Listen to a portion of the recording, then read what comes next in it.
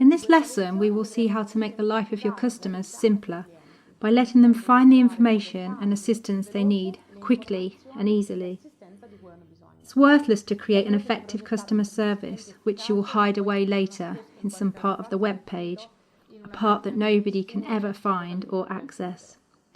Once you have structured your customer service page, you need to help them access this area of your shop within seconds, with a couple of clicks, no matter where they are.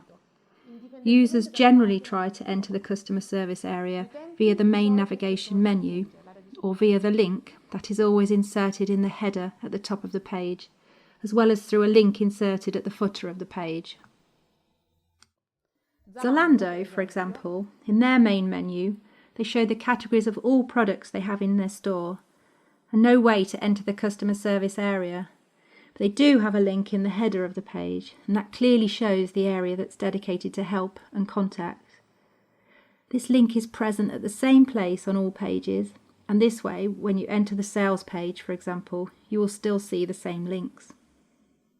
Furthermore, the links of the shipping or return and refund policies, especially if they are free and therefore a strength for the company, need to be placed in the foreground to reassure the customer from the beginning. In the case of Zalando, the delivery and return policies are free, and this represents a strength that helped the company to grow, establish, and quickly become one of the most important e-commerces in clothing. That is why we find it here at the head, in a very visible location. Unfortunately, Zalando has made a small error because when you hover over the mouse over these entries, a question mark appears, and the text do not contain a link to the detailed pages of the policies as they should do. That is why the users are able to see the text, but from there they will not be able to click on them to know more. If I go to the bottom of the page, I'll find an area called Help, completely dedicated to customer service, with links to the pages like frequently asked questions, return policy, order tracking, and so on.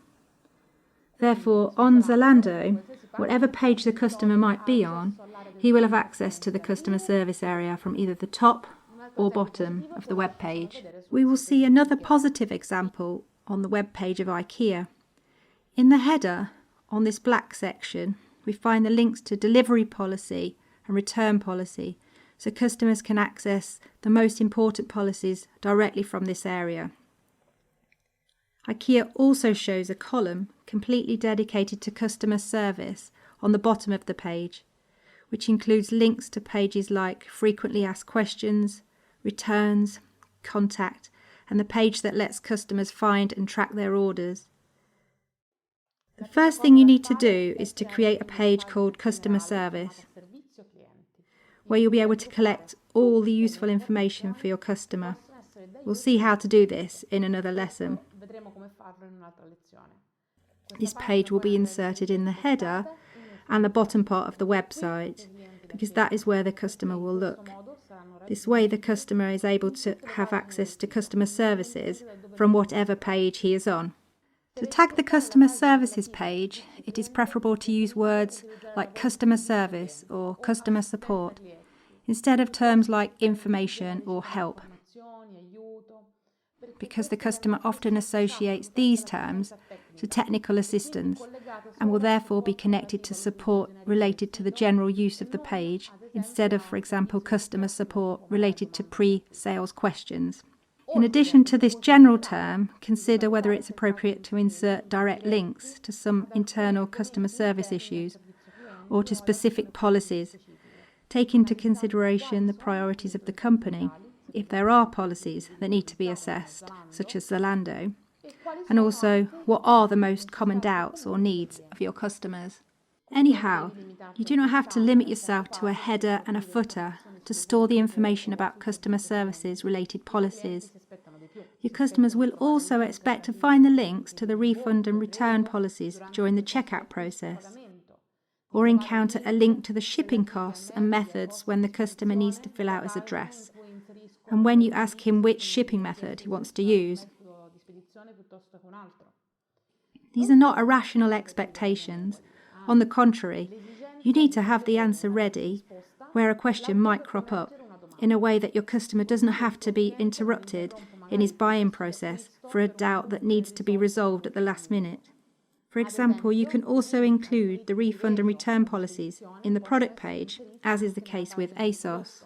ASOS shows on every page, close to the price, that the shipping and return costs are free. And when you click on the text, a modal window appears which offers more information about the shipping policy and the shipping costs. If I add the product to the cart, I will also see on this page that ASOS shows tree banners related to the free shipping and return policy.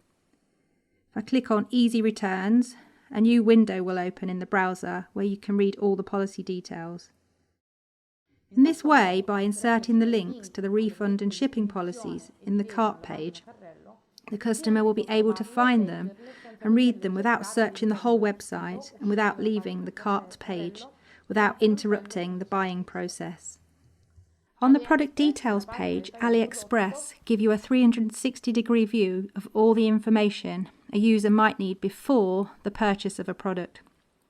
Directly from this page, you can see that the shipping is free, that you can expect the order to be delivered on which day, 10th of February, and a little further down we will find a short text about the buyer protection and return policy.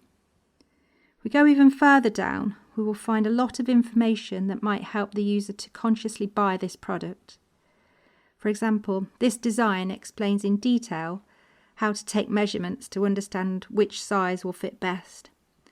The measurements of the model in the photo, the measurements of her dress, for example, the neckline and the sleeve, information about the washing, and so on.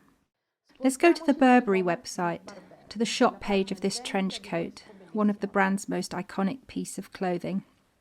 This page is a great example of how to offer a good service to the customer within a product page. Here we can read that the e-commerce offers free shipping and returns, and they inform me about the expected delivery dates. Purchase today and you will receive it within 3 to 5 working days. If I click on the Find Out More link, a window will open that gives me more information about the different delivery methods that are available, about the possibility to request free gift wrapping, or the option to pick up the order in store. If I click on Contact Us, I will see the telephone number and email of the customer service in the window. But it's not only that makes this shop page interesting. Burberry offers, for example, an alternative to the classic size charts, which is even more useful for the customer.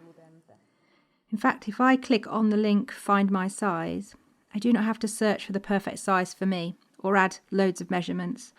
I only have to fill out my height and weight, and the system already suggests a size for me. Then if I want to be even more sure, I can add my bra size, age, how I would prefer the trench coat to fit me, etc.